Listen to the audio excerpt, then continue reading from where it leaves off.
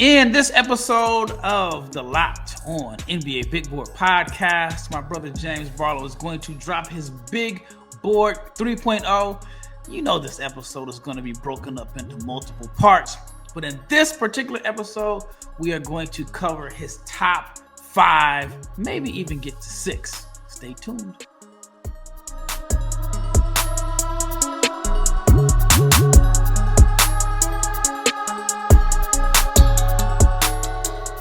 Big shout out to each and every person that has made the Locked On NBA Big Board podcast your first listen of the day. I am your host, Rafael Barlowe, along with my co-host, who happens to be my younger brother, James Barlowe. And like I mentioned in the open, James is going to drop off his Big Board 3.0.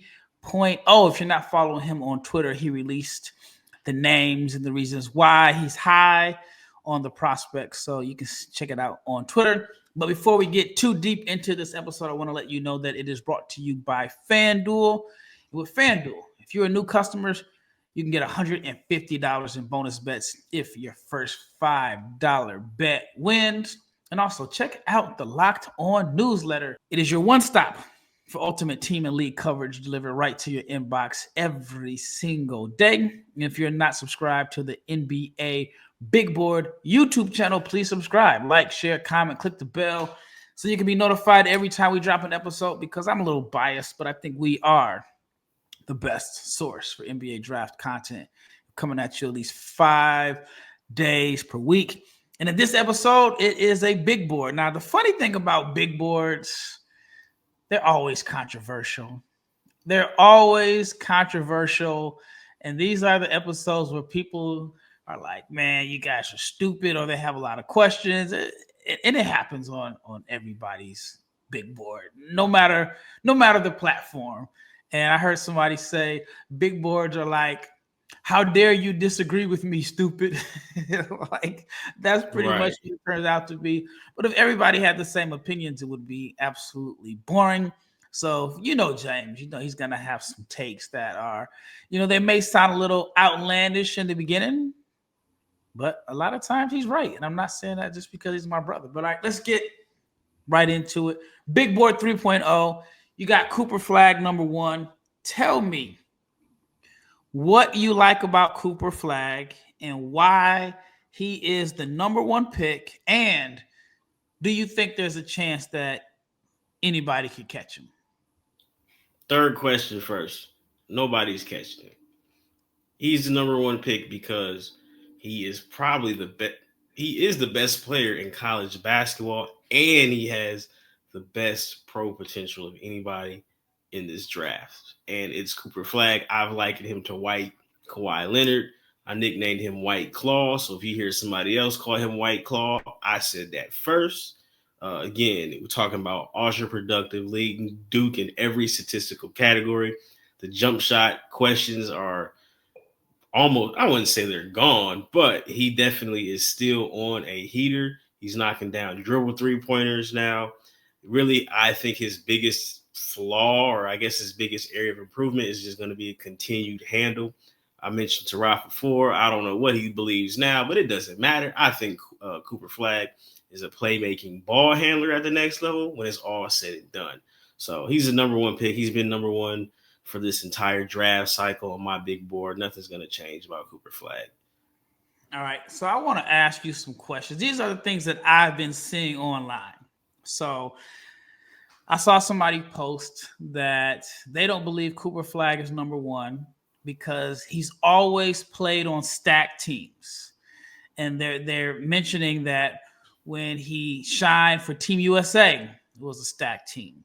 He goes to Montverde, and he's on the team with Derek Queen and Liam McNeely and Asa Newell. And then now he's on this Duke team that is number 1, and they could have, 4, 5 guys touch the NBA at some point. And I had mentioned that, he played U16 that summer for a main team that was a local team. And then the rebuttal was, yes, he was scared to play U17s. I disagree with that take, because obviously if he was scared, he wouldn't have went to Duke anyway. So what are your thoughts for someone that says, I want to see what he does when he doesn't have a super loaded stack team, because it does kind of make sense outside of that summer we play U16 that he's always been around very, very good players. Well, let's just look at the Duke team that he's on right now. His second leading offensive talent is who? Con Knevel, another 18-year-old. His big man, who's playing 18 to 20 minutes a game, another 18-year-old. So it's like, and this is today's college basketball, where we got a homie from Auburn is 25, right? John Broome is 22. He'll be 23. And we saw what Cooper Flagg did to them. Did to them. We saw what he did to an older Kentucky team. We saw what he just did to Illinois. Like, I'm not gonna sit here and say, well, he only does it against stack. He only plays on stacked team. Like, he's leading a stacked team. Now, his improvement from what he did from at Montverde to where he is now, you can almost say he blended in on a stacked team against lower competition. But in college basketball, the age range for the average team is between 18 and 23. And he's the best player in the country. So, and he is the reason why that team is the best team in the country. So, like, I'm not going to sit here and say, oh, what does it look like? We don't know what he looks like not playing on the stacked team. Like, this particular season at Duke should answer all of those questions. Like, he is the best player. He is the reason why they are who they are. He's leading them in every statistical category. This isn't, no disrespect, this isn't Cody Williams blending in on a team with other draft guys. This is the youngster leading the team with other draft guys. But, and I think the point made was somewhat valid. What is he going to look like? Let's say if he's the number one pick and he goes to the Wizards.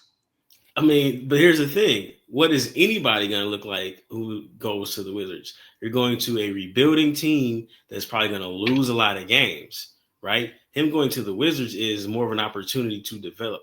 I'm not drafting Cooper Flagg number one because he's winning games at Duke. I'm drafting number one because of how he's winning games at Duke, of what I see and also what I project to see. If he's the best player for the Wizards next year and they suck, that's not an indictment on him. That's because the Wizards are rebuilding.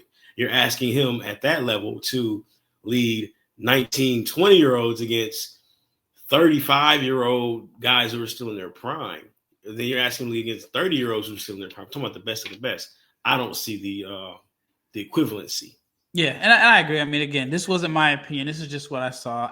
I think there's some people that are just going to try to go all the way against the grain just to do it.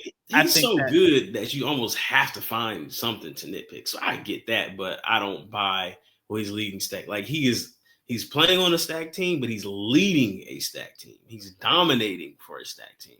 Yeah, but I mean, it is true that his team at Montverde had maybe four guys drafted in the first round, and he could end up playing with two other lottery picks, and who knows what happens with Proctor and right. But you make that move from Montverde because you're dominating Maine. If he continues to play at Maine, right, in Maine and dominate that competition, then we're sitting here and saying, well, he's not that good because he's playing in Maine, or is he making that leap offensively because he's playing in practice against potential top 10 picks? It's like what are we doing with Cooper, man? Like, the dude is cold. All right, up next, we're going to talk about Dylan Harper. James has Dylan Harper at number 2 on his big board. So we're going to find out James's thoughts and concerns about Rutgers freshman Dylan Harper. All right, before I get into the second segment, let's talk about DoorDash, because if you are an NBA fan, get ready. Because if they score, you save. Thanks to Dash Pass, I gotta make sure I say that slow. Thanks to Dash Pass, every time a player drops 50 or more points in the game, you can score a huge deal the next day. It is pretty simple. When a player drops 50 or more in a game for the remainder of the 24-25 season, Dash Pass members will get 50% off an order, up to $10 off the next day from noon until midnight. So you got a little bit of a window.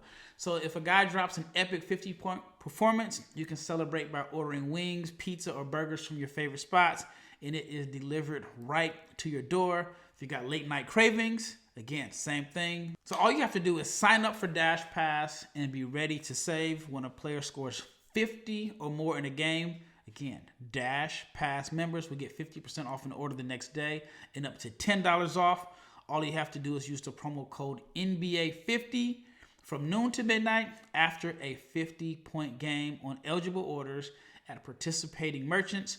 You must have an active Dash Pass account. Terms apply. Visit DoorDash.com to learn more. And again, when the offer is live, you have from noon until midnight after the game, and that is exclusive to Dash Pass members. All right, second segment. Cooper Flagg took up the whole first segment. Let's talk about Dylan Harper. I agree. I have him number 2. I don't think that there's anyone that is going to come close to him at number 2. What are your concerns, if you had any concerns? And then the next question I have, and I talked about this on the last podcast, I spoke with a scout, and he did not see Dylan Harper as a point. He saw him as a combo. I think he's a point guard that can play both, but to me, if I were selecting at number 2, I'm giving him the keys to the team.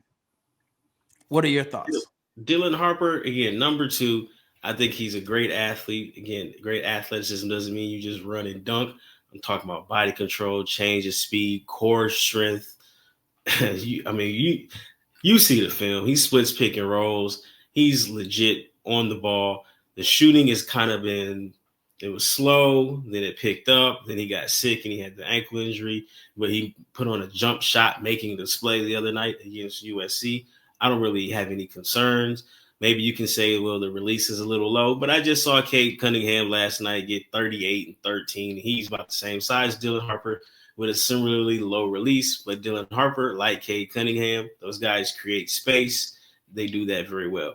Whether or not you think Dylan Harper is a point guard or a combo guard, again, what is the definition of a point guard? Is Shai Gilgeous a point guard? Is he? He's a basketball player. There's different levels of point guard. Steph Curry's a point guard, whether you think he is or he's not. My opinion of a point guard, my definition of a point guard, I need you to create consistent looks for yourself and others. Sometimes that means coming off the ball. Sometimes that means being very ball dominant in high ball screen, isolation.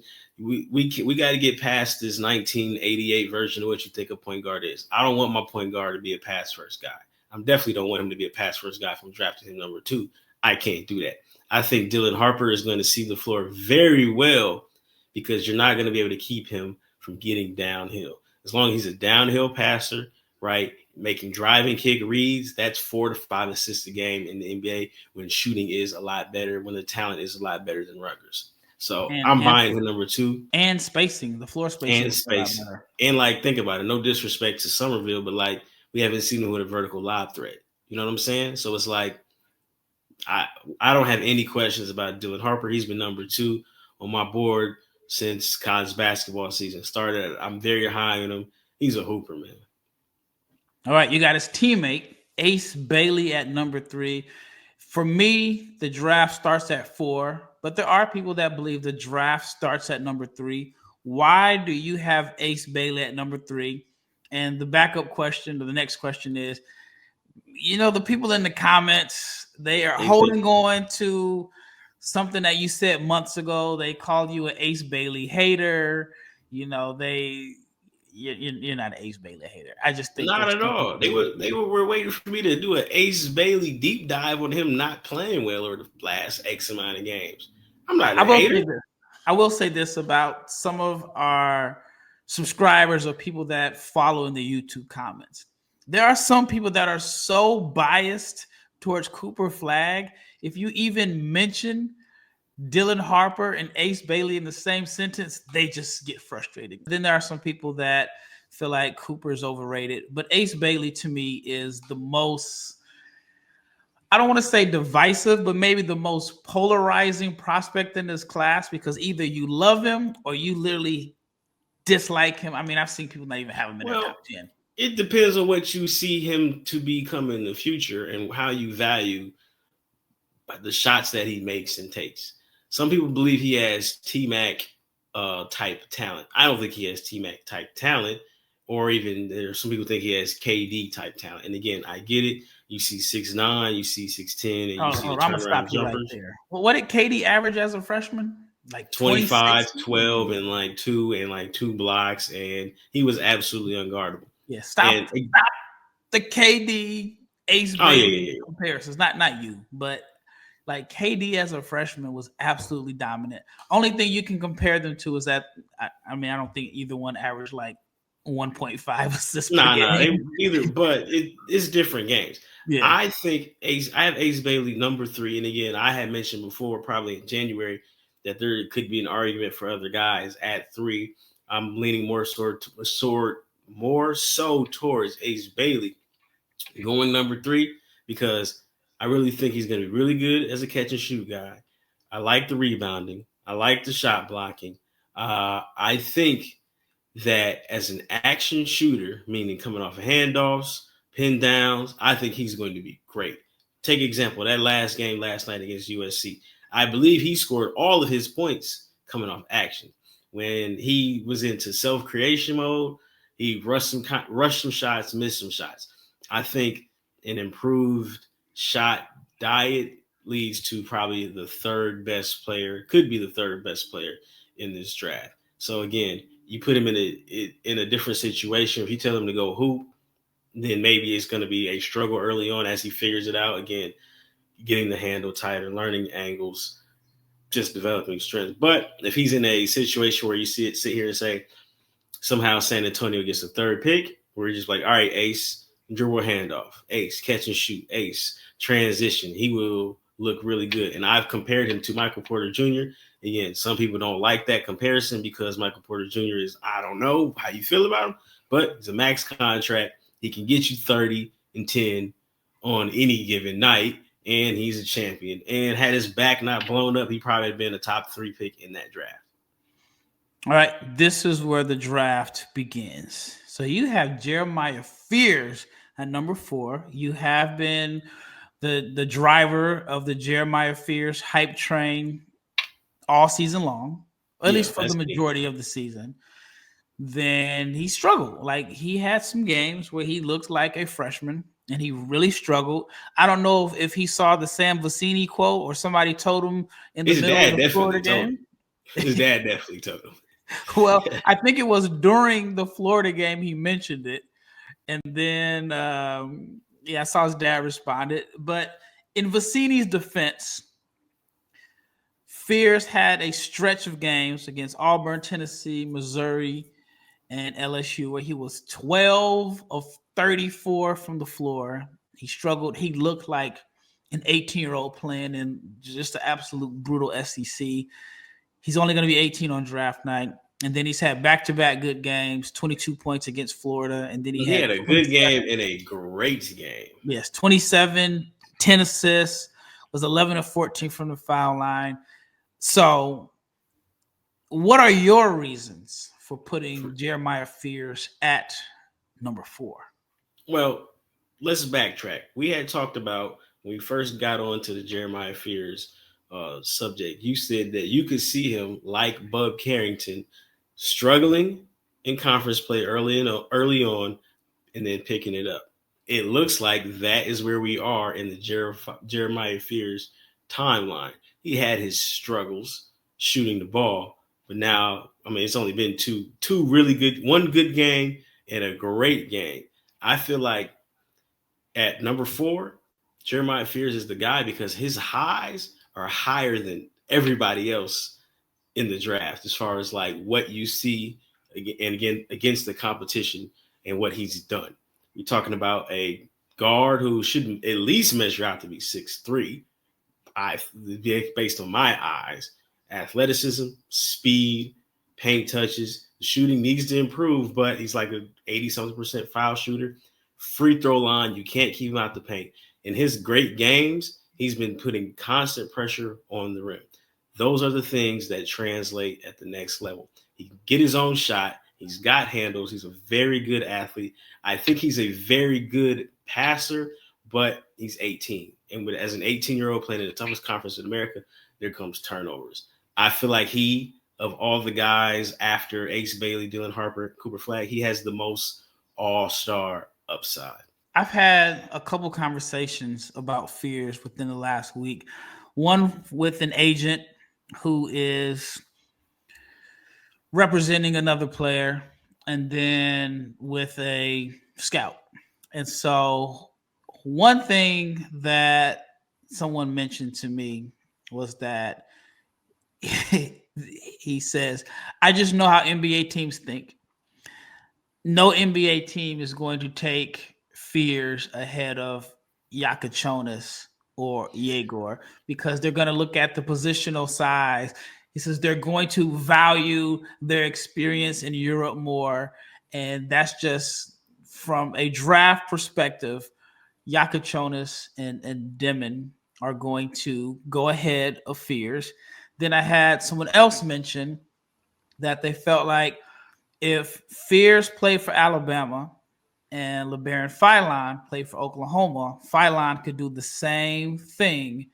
And he mentioned that he doesn't know how Fears would fare if it wasn't set up for him because he doesn't think Fears contributes to winning basketball. So think about that. We're going to take a break, and I need you to ponder on what I just mentioned to you.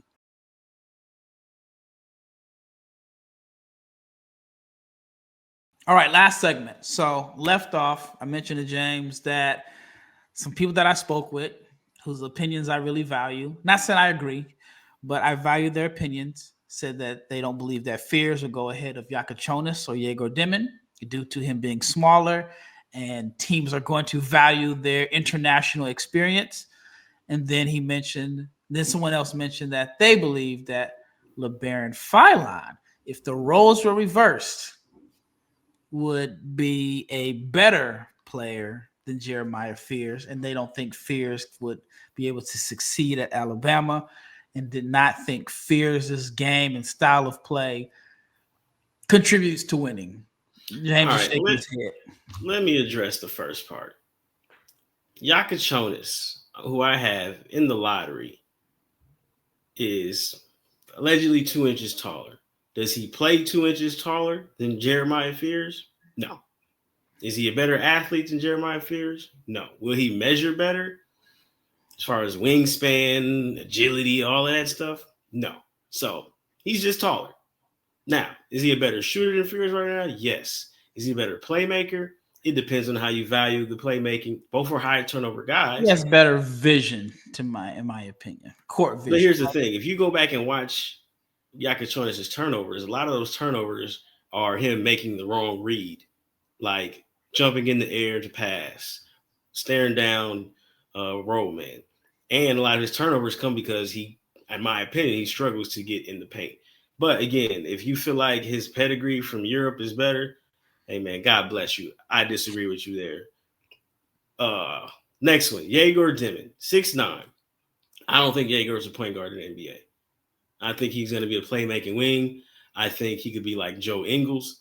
I'm not, again, he's 6'9". He's the best passer in this draft, but he struggles to create his own offense. And again, we're talking about the point guard position in the NBA, in the draft, in the lottery, which means my thinking is I'm going to take somebody, try to develop somebody, and get an all-star return or a high-level starter, right? And I don't feel like they have Yegor and Yakachonis have more talent than Jeremiah Fears at the position. Like Yegor is taller and he passes better. That's it. He struggles to create his own shot, doesn't get to the rim, doesn't generate the paint touches. And again, to me, that sounds like secondary ball handler as far as Yegor. And again, I like Yegor. I still have him in the top 20. Some people think he should go back to school. I think at 6'9", he passed the ball too well. Ralph thinks he should go back to school. That's Rob's opinion. Well, it's the same question. LeBaron Philon. Okay. LeBaron Philon made the choice. He looked at the roster. He saw Mark Sears was there. Latrell Wrightsil got hurt, right? I don't know the timeline between when Aiden Holloway transferred to Alabama and when he committed, right? But he made a choice. So I can't sit here and say, well, if he was in this situation, he would look like this. The youngster made a choice. And the thing and I'm not knocking his choice. Again, I like LeBaron Philon. But the thing about basketball is it's as much to do with your talent, how hard you work, all that stuff, as it is situation. And we can't knock the situation that Jeremiah Fears put himself in. He reclassed, right? He went up a grade level, and he went to a situation where the team needed a point guard. And look at it, he's played himself into position to be a lottery pick. I'm not knocking him for that. Again, he's 18, playing in the toughest conference in college basketball.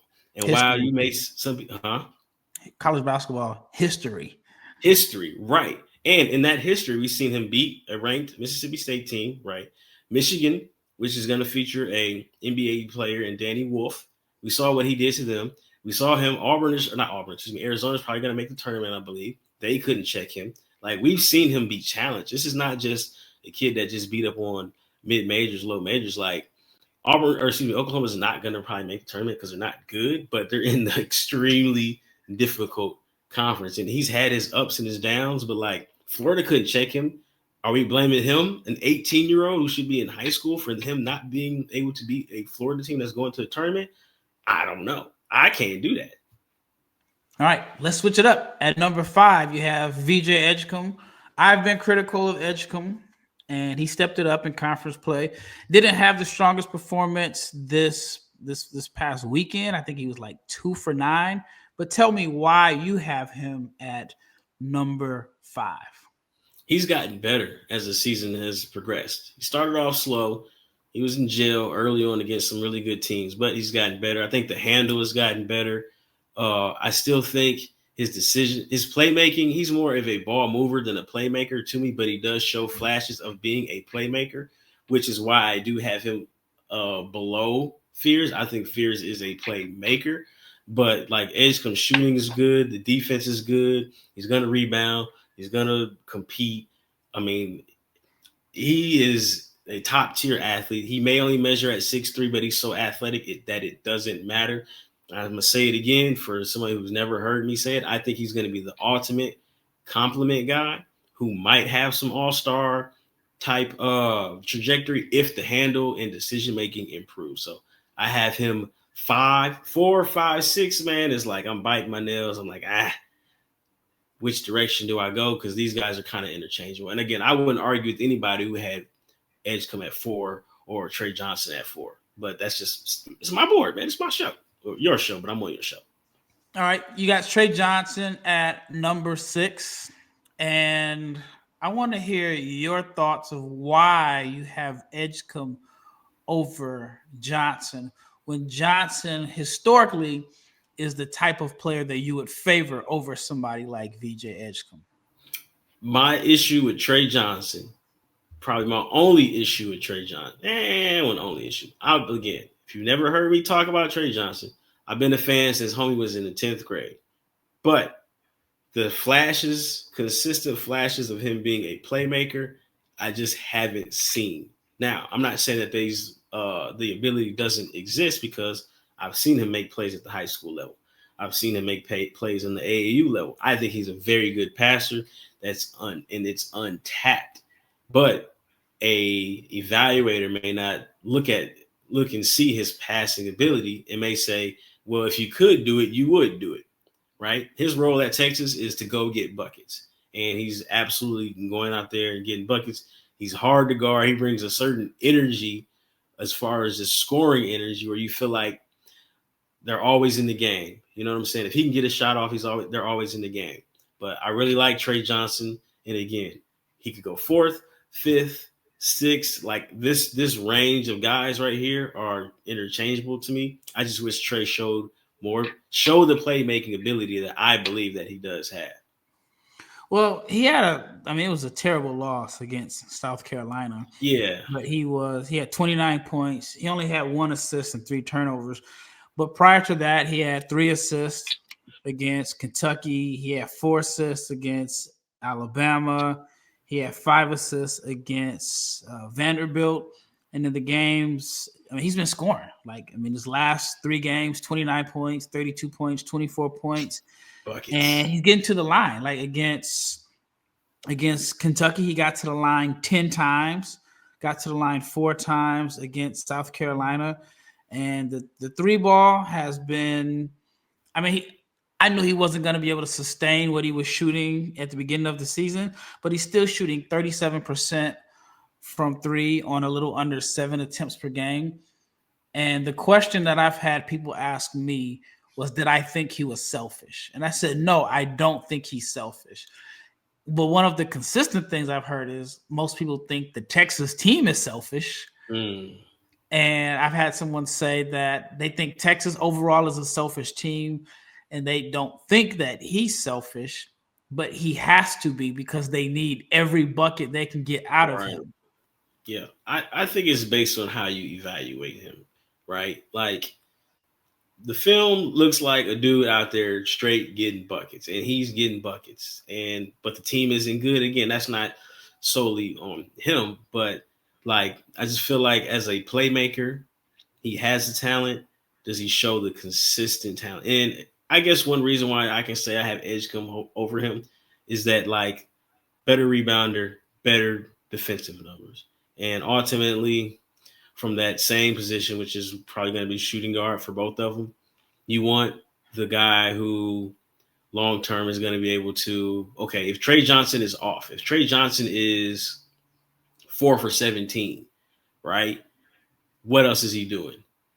That's the argument. Whereas VJ Edgecombe is 4 for 17, hopefully he's not 4 for 17. I don't think he's a 17 field goal attempt guy, but he should be able to get you some rebounds.